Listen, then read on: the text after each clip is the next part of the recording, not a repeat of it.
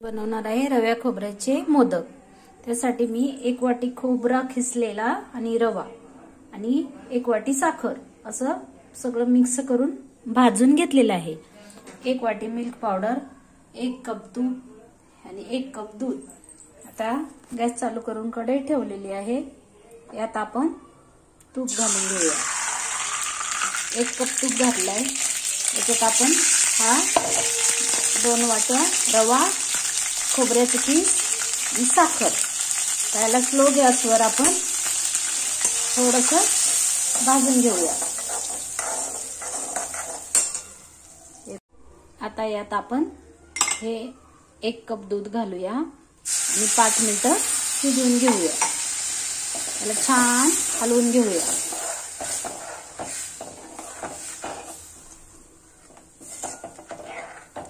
आता आपला रवा 5 मिनिटं शिजवून घेऊया।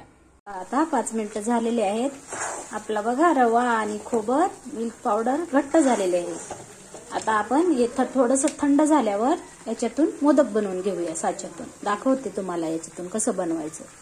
थोडंसं गार होऊ देऊया। आता आपले गार झाले बघा सारण। तर याचे आपण या साच्यामध्ये मोदक बनवून घेऊया। आपलं सारण छान झालेलं आहे। चला तर मग आपण आता मोदक बनवूया। यासाठी आपण हा साचा घेतलाय। हा बघा दिसतोय का? हा साचा आहे ना। आता याला आपण थोडंसं तूप लावून घ्यायचं। तूप लावून घेतल्यामुळे काय होते, चिटकणार नाही। आता आपण आपलं सारण भरून घेऊया। आधी काय करायचं, थोडंसं सारण भरायचं।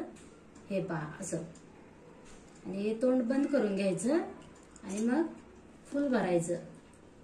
हा पहा, फुल भरल्यामुळे ना आपला छान मोदक तयार होतो।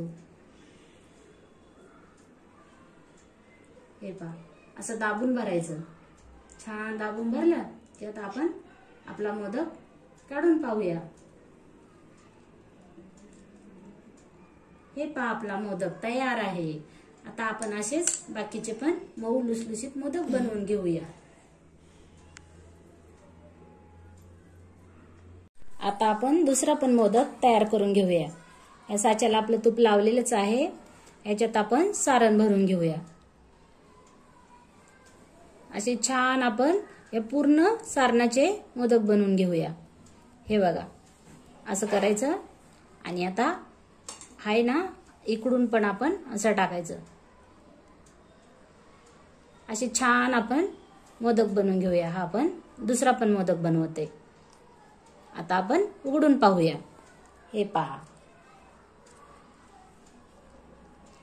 माझ्या मोदकाची रेसिपी आवडली असेल तर व्हिडिओला लाईक करा, शेअर करा, सबस्क्राईब करा। हा पहा आता आपला हा दुसरा मोदक तयार झालेला आहे।